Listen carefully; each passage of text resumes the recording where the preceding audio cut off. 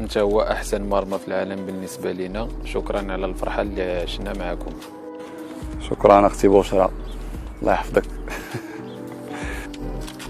ما سر ابتسامتك البه اخليكم ديما فرحانين. امين اخويا، امين اخويا حفيظ بوزغبه، الله يخليك ديما فرحان وديما ناشط.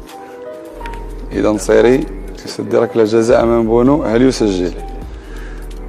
خصنا نشوف ونجربوا من بعد نجاوبك اخويا غيلان.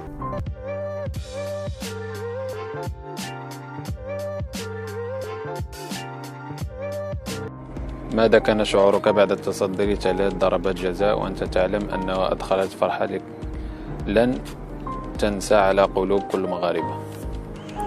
وهو شعور كيبقى صراحة إحساس صعيب توصفه، والحمد لله يعني هذاك الفرحة اللي خلات الناس تفرح، بالأخص في ذاك الوقيته.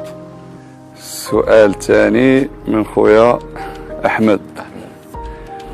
واش كتذكر أول هدف ديالك مع إشبيلية وضد من؟ كنظن أن الهدف الأول ديالي مع إشبيلية هو الهدف ضد سيلتا فيغو. ما هو سرك في تجاوز كل الانتقادات المبالغ فيها والعودة كل مرة أقوى من الأول؟ وصراحة الانتقادات هادو أنا ما عمري ما كندخلش نقراهم باش نشوف نقرا داكشي اللي كيكتب بنادم، اللي كيكتبوا الناس، والحمد لله بالخدمة وكلشي اللي عطاني سيدي ربي باش قدرت أنني نحقق نتائج إيجابية. والهدف ديالي كان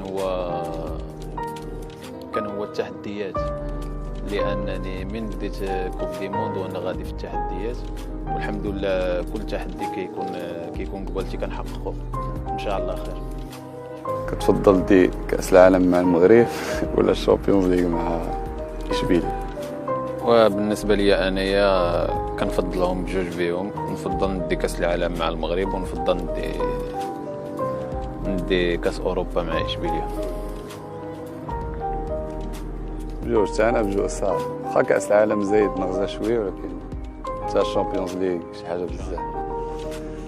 بونو، انت هو احسن مرمى في العالم بالنسبه لنا. شكرا على الفرحه اللي عشنا معكم. شكرا اختي بشرى، الله يحفظك.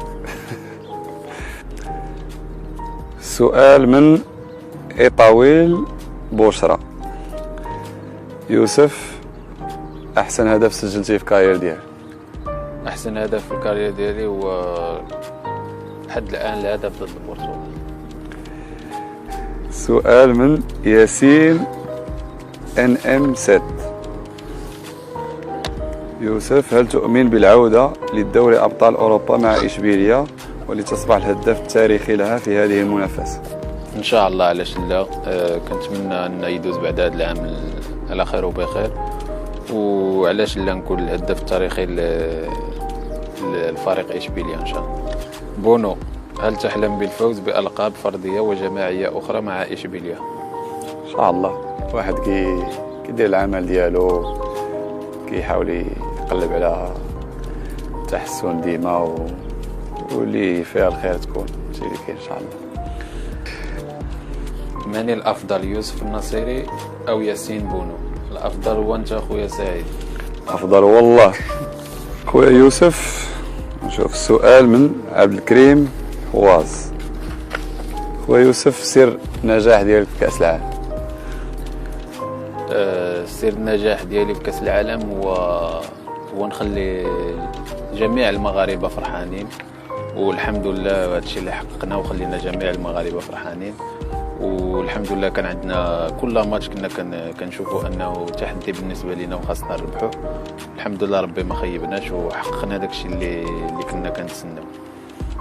هل سألت نفسك يوما من الايام انك ستكون اسطوره في كره القدم وافضل حارس في التاريخ؟ ياسين بونو النصير، من افضل لك لاعب لديك وتقتدي به في كره القدم؟ خويا أودي الجماعي.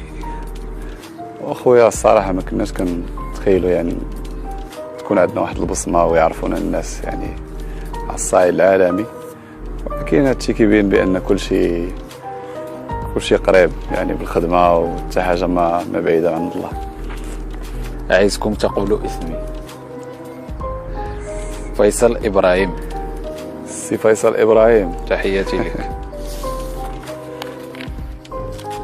ما سر ابتسامتك الباه أخليكم ديما فرحانين. امين اخويا، امين اخويا حفيظ بوزغبه، الله يخليك ديما فرحان وديما ناشط. اذا نصيري يسدي لك لا جزاء من بونو هل يسجل؟ خصنا نشوف نجربوا من بعد نجاوبوك اخويا غيلان.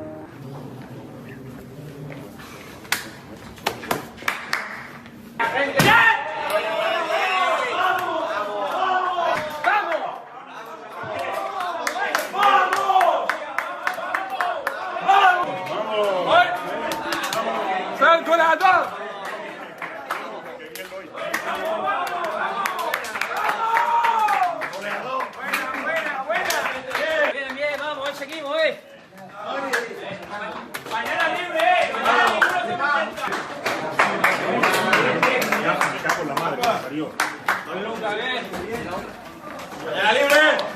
Mañana libre.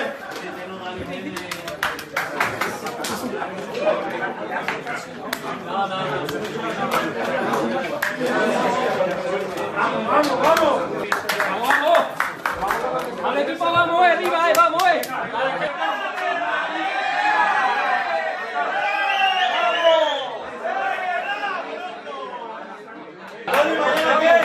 ¡Vamos, carajo! Buena.